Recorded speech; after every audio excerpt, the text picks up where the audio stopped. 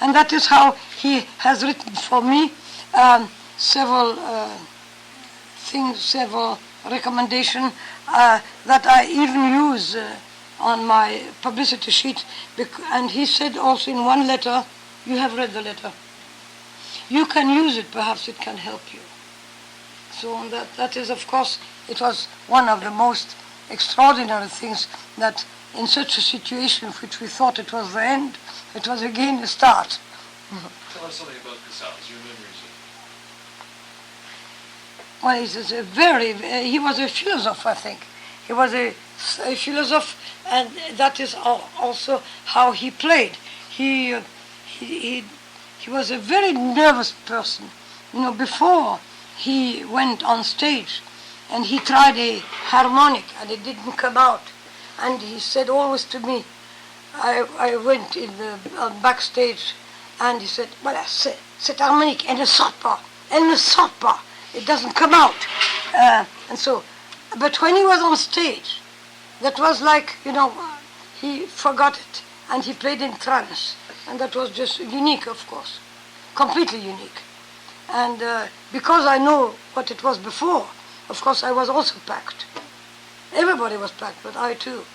I was also somebody who is creative, but this recreated work that he played was so stupendous that it had to touch everybody, and of course also me.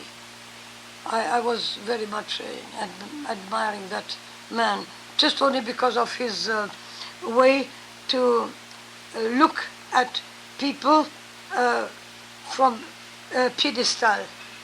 How you call that, pedestal? Pedestal, yeah. Pedestal. Later, when we came to know him better, and so then he, of course, then we were already friends. It was no more kind that I was coming there like a composer, so, but we were really two musicians, and that is where, of course, the more stimulating time of my life. You see, when we went to see him, where was it? In Pardes, in Pardes, southern yeah. France. We saw him I think in 55. Yeah. He lived there just on the border of France, on Spain, and he would not go back to Spain anymore. Yeah. And we visited him in the summer once. So he was absolutely, he talked about me to Martita, and then meanwhile, the wife, yeah. his new wife, She was his pupil at that time, yeah.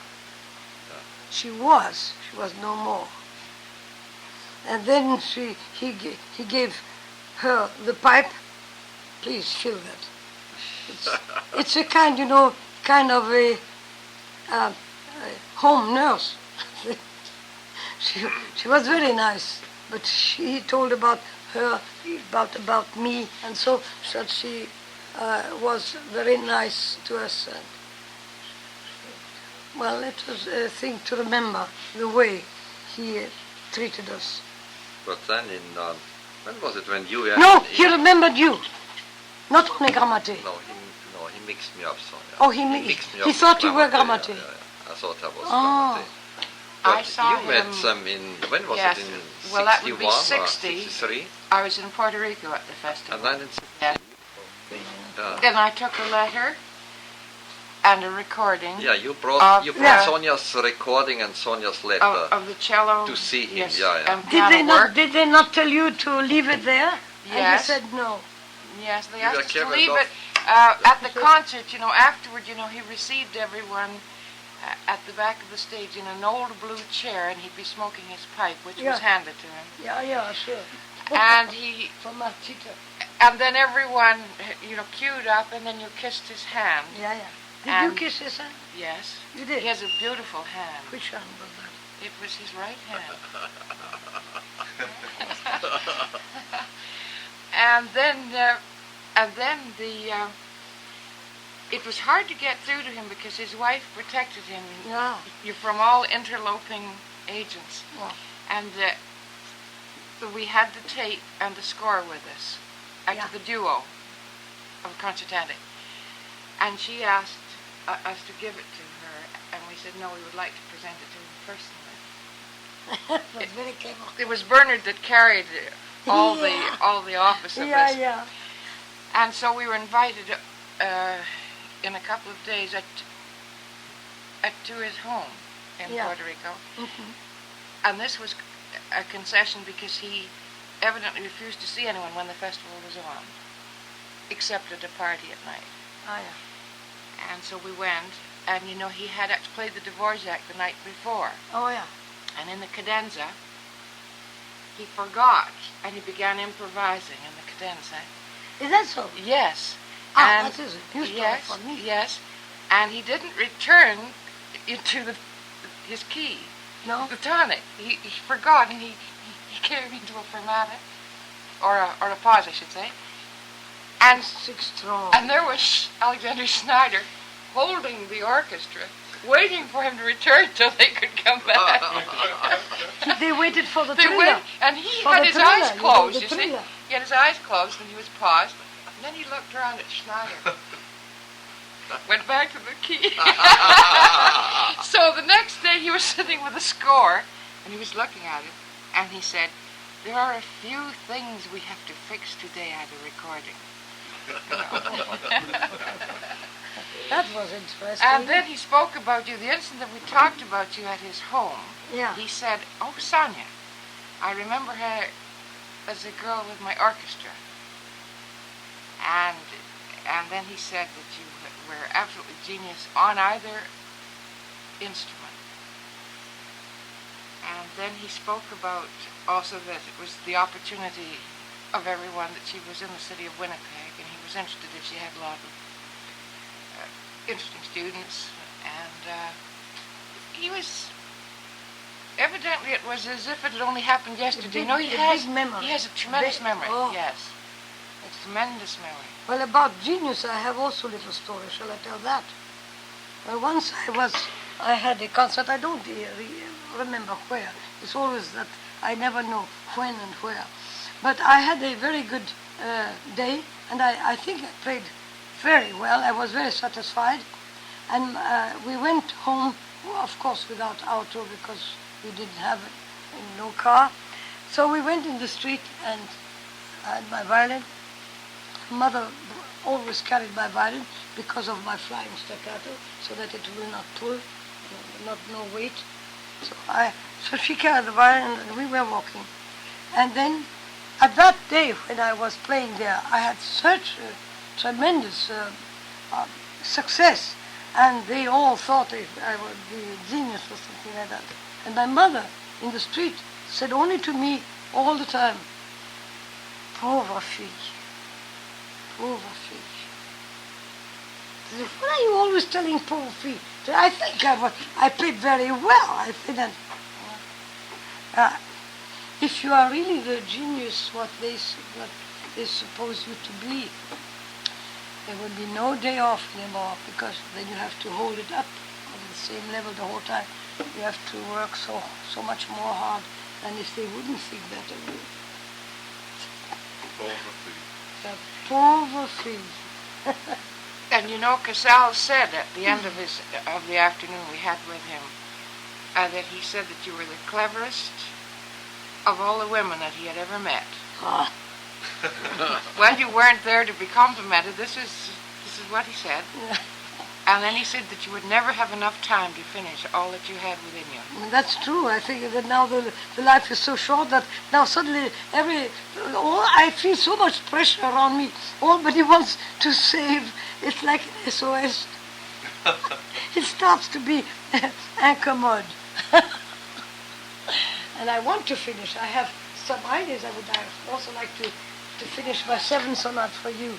Well, I'm very pleased to hear you say that. Professor Watson, you would be the one that I would choose for my 7th sonata if ever I finish it. And I hope, if you do a 7th, there'll also come an 11th. You want me to write 11? Why? Why that? Don't stop with 7. Why? Oh, it is the same thing like what happened with me when I said that I have finished my 2nd symphony. I come home, and you know Eckhardt. I've heard of And how he said, well, there's still 7 missing. Madam, can I ask a question? It's probably impossible. You know so much about so many different worlds of art. You've had these marvelous experiences with the 2 husbands and involved in so many aspects. I'm very art. rich. Some Yes, women don't yeah. even find And plus one Plus husband. your own field of music. After all this, can you put down what is your philosophy? Is it more art? Well, the music is a communication. If it's only notes and sounds, there's no communication. Because, the sounds, a dog makes also sound. Whoa! It's not a communication. It's a communication under the dog world, but not for us. Well, of course, if I see that if a dog is barking too much close to a door, then we know he would like to go out and he has not the key. Well, that's this kind of communication, but that doesn't go very far. But can I ask another one? How is your immersion in a different field, say, for music like the art field? What has that done to you as a person and a composer? Well, When you were working with Gramatté in Spain, didn't you feel there was a rapport? You were each doing your work? Oh, yes, now I understand. Well, it was a very extraordinary thing what happened with Gramatté and I. He could see what I write in sounds, and I could put in sounds what he has been drawing. I think it is unique. The second movement of my violin concerto solo is one of his very large graphic, a head with going back like that, and that is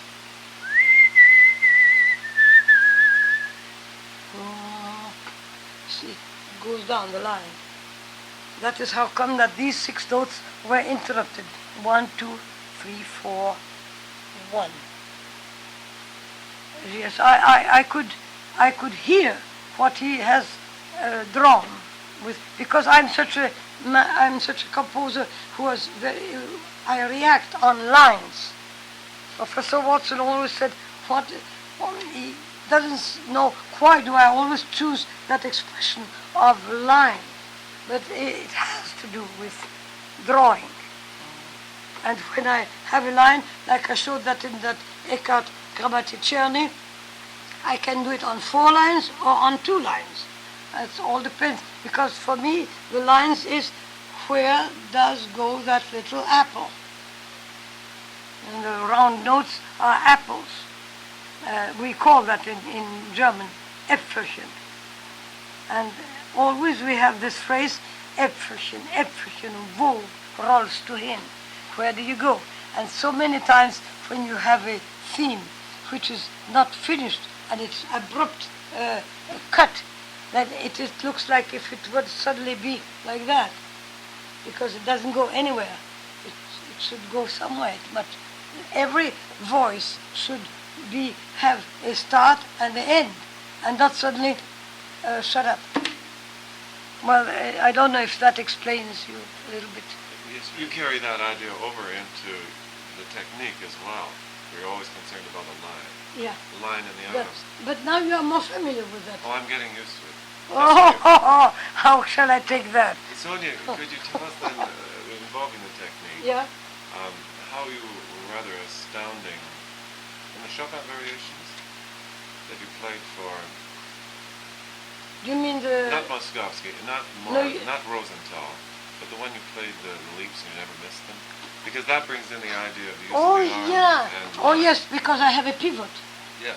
And on the pivot I can reach anything and I never miss. And that is what Eugène d'Albert said to me once. I don't know how you can do it.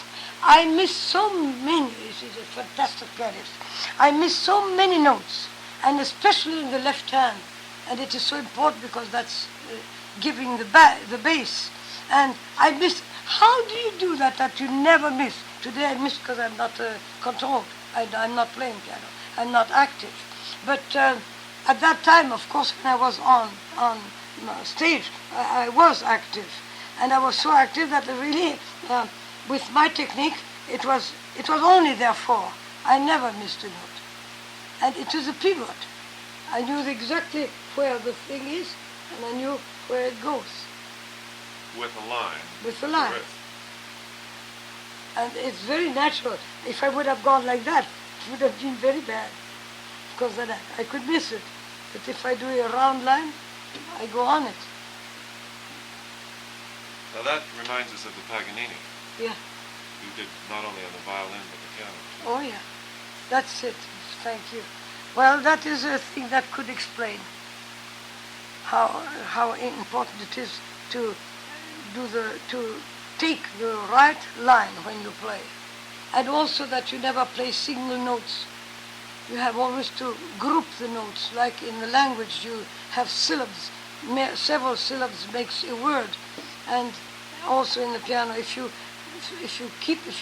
don't play single notes, but you group them in that what is written there in the chord or the broken chord, then you have a kind of security when you play. Tell us more about Paganini. That has had a special fascination for the company.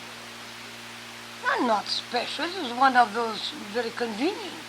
Just tell us, historically, you played it an entrance to the conservatoire, violinist. Yes. And then you've done a lot with it later as a pianist. Well, you know how I came to write first very virtuose way, because it was boring to play always the same things, and if you are a real pianist and concert pianist and concert violinist, you have of course to refresh your repertoire. And if you don't do it, then somebody will do it better than you. So that you have to work very hard on it, and it was boring to play always the same things, like, you know, that every big, very well-renowned artist have always some specific program. You always hear with Menuhin, pa pa pin, paradim pararam pin pam. He will play that, I think, until he's 80. And the other ones, then he played always his Mendelssohn and his Bartok. I played for him my own one, but he never played it. He congratulated me very much. He came back to Bartok. I don't know why.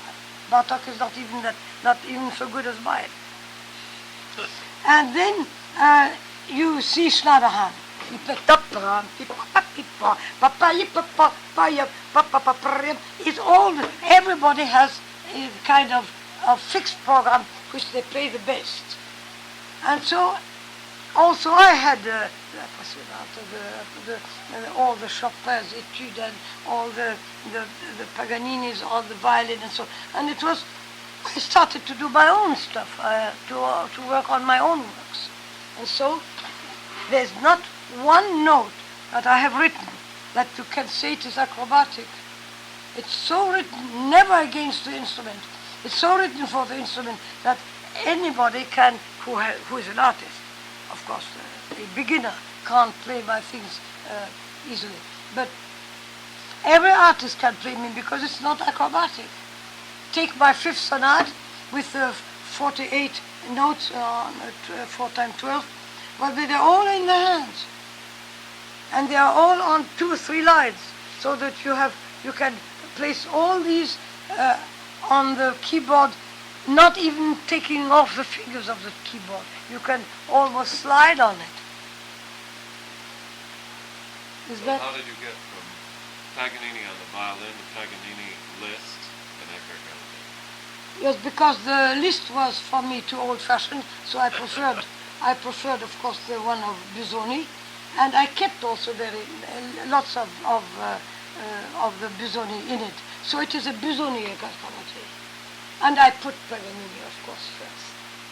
Eckhardt-Gramatté starts in the major, if I recall. Yeah, then it's fantastic, your memory. Oh, did you hear it perhaps several times?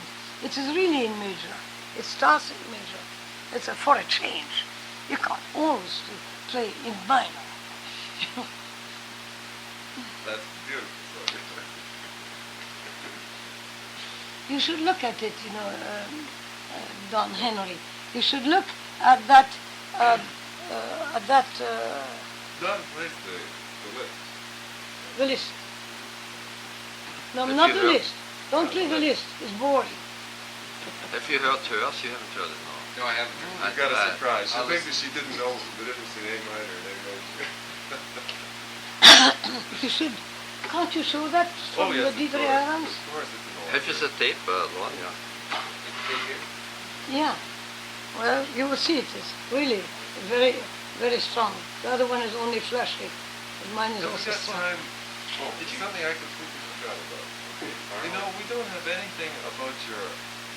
Last summer you did something so nice about New Year's Day, Christmas Mass in Canada, first year. Oh, the But first. you didn't tell us anything about when you first arrived. Like, who did you first meet? You stopped in Geza de Crez. Was that involved? Oh, yeah. Exact, yeah. Yeah. An old Just friend tell of us a little Sonia's. bit about arriving in Yeah. Canada. That'd be great. But she was my friend with Geza de Crez from Berlin. I knew them from His Berlin. wife, you mean his wife, yeah. His wife, you know. They were friends from Joachim. And that's how, of course, in the You know salon. about his fame in Canada was with the Herdos Smith. Oh, yes, Yeah, we know. yeah. Start that over again. What about how you arrived? I don't know Well, just how. to start, you got on the boat, you arrived in Canada. Yes, but when I Stopped came, in Toronto. it was on the 24th of October. And in Christmas, I was so impressed about your lights that you have outdoors. In Europe, you have the Christmas all indoors. And so I have written with the help of Dr. Eckhardt, who is a wonderful writer, and he has written the words for this choir. I have 4 choirs. And it's written in a lovely wording by my choir. With the 4th choir is a hallelujah, which is a real hallelujah. Now this work is stunning-wise, never have been performed, and it is therefore very extraordinary, because if somebody comes from Europe and puts his first impression about your Christmas, how retarded must be the people to have not been interested. What? How does she look at the Christmas in our place? Because they knew how they looked at their place. But how does somebody coming from over there, what did they express? Never. So I hope still, you know, sometimes a wish comes true. I still hope that I will hear it one day. It's the only work which has never been done. It is the most important thing to know the impression that somebody has when he comes in a new place, because after all I didn't know where I'm coming. And I thought it was a place that we just came over here to escape, but it was not at all. We made our home here. Sonia, but before that New Year's, you'd met some people, you arrived in Winnipeg. Who were the people? Oh, I remember that they made a party for us, you know, the president of the Winnipeg Art Gallery. Who was it? Joe Harris at that time. John Harris. I think he's a billionaire. And this man had a terrific party with 600 people. And the Mrs. Harris gave me a nice corsage. You know, I've never had a corsage before. And I said to Ferdinand, how nice the people are here. She doesn't know me at all. And already she shows me a little bit of love. She gives me corsage. Extraordinary. I didn't expect that. Well, and then, you know, when I came to her for the party, I had to undress because it was already very cold. And she said, go upstairs, that you will find my bedroom. You know, in Europe, there's nobody coming in a bedroom. That is so intimate, nobody comes in a bedroom. So I said, how nice are these people. She invited me to go in her bedroom. Well, I too, I'm in the other bedroom for the men. So when I came there, I thought I was privileged. So I take off my coat, and so I see on the staircase coming other ladies. So I thought it was not for me alone, but all are coming up. And they all take, and they made such funny gestures. They always went underneath and took off something. I said, why do they ever take that? There saw lots of woolies everywhere hanging on chairs. And some were so funny. They were like that, on the chair. So you must tell the story how you poured tea, No, not yet. And then when I came down, and then I had to shake hands, and everybody went there, and I heard already how the party went on, and we were still shaking hands, 600 people. It was so uncomfortable to be always shaking the hands all the time, and I hear that there they are already drinking something. And when we have finished that, I think now you deserve also a cup of tea, or would you rather like to have coffee? Well, that was the first thing.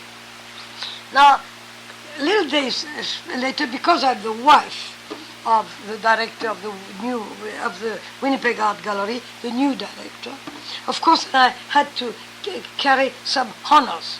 And they said, Madam Eckhardt, would you like to power tea for us? And you would be on that place. I run to Eckhardt. You know what they have asked me? They have asked me to power tea. Shall I do that? And Eckhardt said to me, well, perhaps they are short in servants. You must be kind. You should do it. Well, then I came to my place. Where is it? No, you should. And on the other side was the coffee. That was later. I came also to the coffee. I was graduated, but first the tea, because nobody wants tea so much. So I was a beginner, and that was for the coffee. And so when they came to me, but it was extraordinary. Nobody liked so much tea, and nobody comes.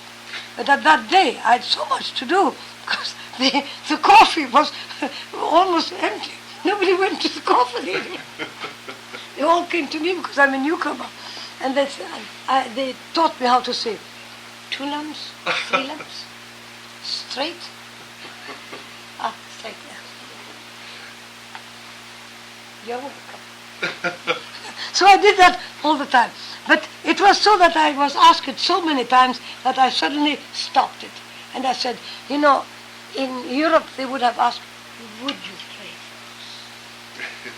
And here they asked me, would you power tea for us? Would you preside? No, they didn't say that. They always said, would you preside tea? I have a story that I would like to remind you of. It was the evening that I was introduced. We were at Gerson's. Oh, yeah. And you were at a party there. Uh-huh. And there was a bachelor in the party. A conductor. His name was Leggett. Oh! Remember Leggett? Leggett.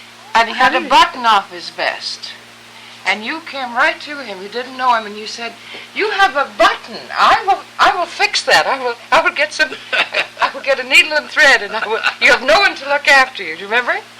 I don't remember the song, but it could be. Yes, and she made him take off his coat and give him the vest, and there was about 30 people. And you sat down with the needle and thread, and you mended it very, very studiously. I couldn't do that. Yes, you did. I did. You mended it. I can't do that today. He was crimson. He was a bachelor and he's crimson. I suppose. And I think he was so glad it was just his vest. I think he was a prospective. He was a prospective conductor for one of his works. That's right. Yeah. Oh. No, I don't know about that. Oh, I was kind to him. But I remember you doing that the first time I met you. He would conduct one of my things. Oh, I don't know, but I think you were undressing him. That was bad. That was a bad story. Yes, I don't think it had any ulterior motive. No, because it looks so hypocrite. Well, that I am nice to him because I want him to play me. I don't think you had that in mind. I hope so not. I don't think so. He had no orchestra anymore. No, he just come. He had no own orchestra. It's so funny when the people say to me, "I would love to do that for you, but I don't have an orchestra. I haven't got an own orchestra." But our boy in New York does. How did I forget his name? You know, the guy with all the money and had the Sherman? orchestra. Yeah, Sherman. How did you get that performance? How did Sherman have I don't it? remember. That's the bassoon concerto, isn't Yeah. No. Oh yes, the bassoon concerto Oh, he was played played it with beautifully. him. Yeah, it was a very good performance. Yeah, Oh, really yes. marvelous. Story behind how it happened? I don't know. He heard about the bassoon concerto, and he had a good bassonist, Garfield, Jongen ziet uit en ik vind and Garfield started the concerto, and Sherman gave a couple of performances of her bassoon concerto in New York in 1954, I think it was. Yeah. Now, Sonny, you told us yesterday about the composition of it. Maybe that's all. It would be nice to have something about that. Yeah. Maybe it doesn't need Sherman. Dr. Eckhardt, can I get you to lean in and say, what's it like being married to composer? Oh my, I tell you, I can't tell the things right now. I will write a book or several books on that, what it means to be married with a composer. I could tell you hundreds of stories, naturally. Nobody would guess how it is. If you like me, I can tell you one story. It must have been in the first years of the Second World War, in the summer, and we were in Austria, and we were traveling very simple and by train, and we arrived on a little place in the evening, and very tired, and went to the only little inn in the village, and hurried to eat something, and then we went to bed 8:30 or so, and it was in the days before these insecticides were invented. So what did you do in the country if you slept in a simple place? You had first to kill the mosquitoes, to have a quiet sleep. And so we went down, and for half an hour we chased the mosquitoes, and we got them all except one, but the one we couldn't get. And so finally we gave up after a while and said, "Oh, let her alive, and let's sleep, and let's put the blankets over our nose, and we will sleep." So we fell asleep, and it was all right. And in the middle of the night I woke up, and I heard Sonia. She was grumbling something, and didn't know what it was. And she suddenly said, "I got it." And she said, "You got it?" "Yes," she said, "the theme of the second movement." Now, in this very moment, I wouldn't have given anything for the theme of the second movement. I thought it was a mosquito. I was very disappointed, then put the blanket over my head again and turned around and slept. There's another story also that we went also on a holiday, and it was a terribly rainy day, and Eckhardt is like a mounted goat. He's an Austrian. He likes to go in all the mountains. Climb and climb. Said, how far it is now? Well, it's not very far. We come. We are soon there. Then we came to a little inn, a little thing that we came in with. We were wet, and we put the shoes close to the fire. I said, well, but we have no room anymore. But you can eat, but we have no place for you. Oh, but that's so terrible. We can't go now all this whole way back downtown there. It's impossible. Yeah, I suppose. Yeah, you're right. You couldn't go back. Well, there's only one way out, and we shall put, I don't know who, Martha, so it was the maid. We shall put her out. She will sleep in the stable or somewhere, and you can have that room. Well, then we went to that room, and when we came there was a hole in the ceiling, and it was click on the bed. Click, click, click, click, click, clock, clock. They had 3 umbrellas in the room, to catch the drops. Put the umbrella in, and we were on the bed under the umbrella. And it made another sound. Click, click, clock. There was no more clock. So, when I'm a musician, I hear always, music and sounds are all visual. I always see E, A, D, D. So you made a 12-tone No, thing. but it is so horrible. And suddenly,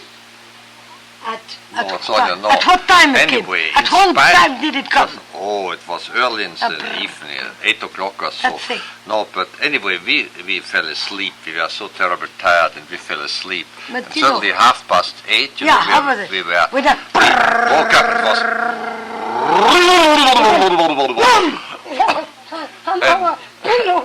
you know, at that bowling. we realized there was a bowling, The bowling. a bowling, When we how were do you say, sleeping. alley, just beside our bedroom, you know. So we had this. Get you? So every time- we couldn't sleep until midnight, you know, until it stopped. And- The bowling, and we And were so every terribly time tired. it came, boom, with the net. No, but look here, if you give me a couple or 3 minutes, I can tell you another story. Not only what it means to be married with a composer, but I like to speak about Sonia's greatest success in her life, which I consider her greatest success. You know, it was in Berlin in our very first years, and she had a performance of her first piano concerto. It was the first time the whole concerto was played. Stokowski only played one movement, but it was the first time the whole concerto was played, and Sonia worked on it for many, many weeks before, months On the before, piano. on the piano. Very Now, I strong must one. say, it was the place. Very loud. It was a place where we lived in the Neue Winterfeldstraße, and where she had trouble already with Gramatté, because the people who were living underneath, you know, they couldn't stand the music, and I don't even blame the people. I have great sympathy with them. I had great sympathy with them. Anyway, there was a Mr. Grossman underneath, Mr. and Mrs. Grossman, and Sonia and Gramatté still were in court with them the whole time for years, you know, because he always complained and so he couldn't stand the music, the playing the whole day. Anyway, Mr. By the way, then when I came in the house, when I met Sonia the first time, I remember one day she told me the story that the housekeeper came up to run to her and said, Sonia just rehearsed on the piano, and housekeeper said, "Oh, please, Mrs. Gramatté, stop the piano. Mr. Grossman is dying." And she said, "What? He's dying? Oh, And very I good." put And she- the A flat major Polonaise of Chopin. Yum, ba-da, do-da-do-da, yum, ba-da, do-da-do-da, do-da-do-da, yum, yum, yum, do-da-da-dum, yum, ta-da. So anyway, poor Mr. Grossman died with I played it Chopin, like with the never sounds of before. Chopin. But the story I want to tell you now was with the first performance of her piano concerto, you know. Now anyway, the performance went very well under Ernst Kuhnwald, and Sonia played the piano part, and she had big success. And we went out with friends afterwards in a restaurant, and finally we came home. Oh, that is the réglisse, jongen. Yeah. That's the réglisse. Don't eat it, you know. Have enough. Okay, Dr. I- You start, now- we'll start over Yeah, with- and, at the now- performance. Yeah, and when we came home from the concert at night late, and we went to bed, and I suddenly got a laugh, and I said to Sonia, "Do you know who was in your concert?" "No." She said, "No, whom do you mean?" I said, I couldn't believe it, but I couldn't trust my eyes, but it must have been. It was Mrs. Grossman has been in the concert. "Oh no," she said, "that's impossible. She wouldn't go to my concert." I says, "Yes, she was in the second row, and it must have been Mrs. Grossman." Okay, we went to sleep, and next morning, 10 o'clock, we still slept. Suddenly, somebody banged on the door, and I went up, and there was a big arrangement of flowers arrived, and I just took it in and left it there and went again back to bed. And later in the morning, we stood up and said, "Oh, Sonia, I'm really curious who sent you these flowers," and opens a little envelope and saw a visit card, Mrs. Grossman. So we didn't know what to say about it, and we didn't realize the whole situation really. And then, I started to tease Sonia and said, "Now look here, you have now to go to Mrs. Grossman to thank her." Downstairs. "Never in my whole life. I will never go. I will Downstairs. never go to her." "Oh, yes," I said, "you can't do it. You know, if she is so friendly to send you flowers, you have to go to her." No, so finally we settled it and said at 3 o'clock this afternoon we would go together to her, and And you know, she would thank her. the husband wanted to kill me with the Oh axe. yes, I would say were terrible things. You know, Well, then her husband has lady threatened Sonia several times. He would kill her with the axe because he couldn't stand the music anymore. Anyway, so at 3 o'clock we rang the bell at Mrs. Grossman's apartment and went to her. You know, I went first and Sonia. No, I pushed her first and she went in. And Sonia said, "Mrs. Grossman, it was very kind of you," and she had her hands crossed on her back, not to give her the hand. I said, "Oh yes, but I won't take my gloves up. I will never shake hands with her." So she had her hand on the back crossed, and she said, "Mrs. Grossman, it's very kind of you that you sent me these flowers. It's very kind of you. Thank you very much." And then Mrs. Grossman started very slowly and said, "Mrs. Gramatté, I tell you what, you know, if somebody knew this piano concerto, then it was me, because I heard it when you rehearsed it for the last 3 months. But I never knew how beautiful it sounds." Oh. I think this was Sonia's greatest success. What a success. Now, you know, That was now her Sonia, her triumph. Now, if Sonia's, she can be malicious in some cases, however, if as soon as she sees that the people are nice, her heart melts too. And she said, "Oh yes, Mrs. Grossman, it's very nice of you. Thank you so much." And she shook hands took with her her. hands away. She said, "I will tell you what. You know, you always play Mozart sonatas, but you always make the same mistakes. But I will come next week downstairs and I will help you and show you how to play them." Oh, that's beautiful. Dear Mrs. Grossman. Well, there's just one other thing, Sonia, I would like. You did something last summer so nicely regarding the chaconne of the piano in terms of phrasing. Oh no, the chaconne is only that I always hear that it is always the beat on the one, and the chaconne is never on the beat is never on one, is always on two, and that's all. And then, you know, of course, in the chaconne and Bach, there are also 30 seconds, one of the variations at the end of the chaconne, and everybody is changing the tempo so obviously, and they make a kind of a Paganini variations in the middle, and suddenly they run, and it is just as calm as it should be, quite slowly and so.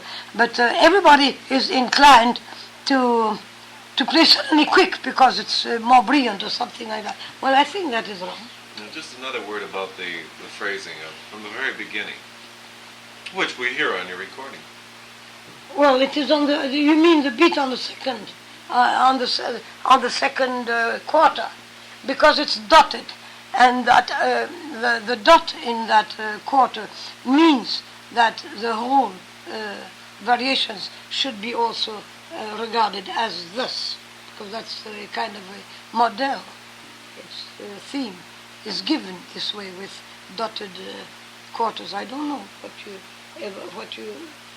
I don't know if it does answer your question. Well, sing a little bit. You know, so when you come to dum dum dum da dee bum. Yes, that's what you did.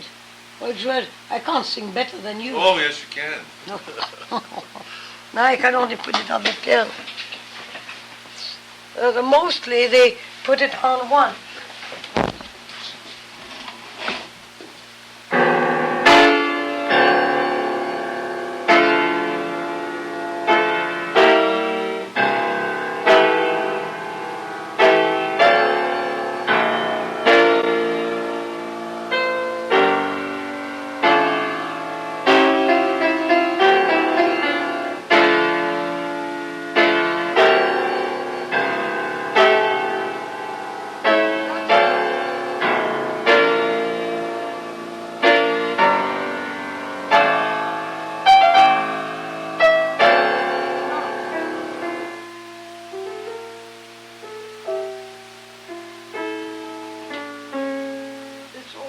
second. That is all what I have to say about the shakal.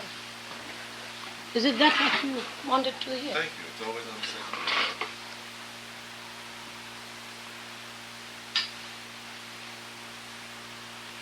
Well, there are so But many. that's very nice to hear. Hmm. It doesn't have the marvelous recording it does on the violin. Are you interested to speak about any of your experiences of the war in Vienna? In the cellar when you were injured? Well, it is an extraordinary matter that I have never been able to support myself all my life. And I was always carried on. I'm still living, you see, I'm among you. And but in the wartime, when all the shops were plundered, No, after the war, immediately after the Second World War. after this war, then there was all the Russian camps in Vienna, and all the shops were plundered, and there was nothing that you could buy or find. And suddenly we were away from Winnipeg, from Vienna, and we went to the suburb where the parents, the Eckarts, had a nice little house,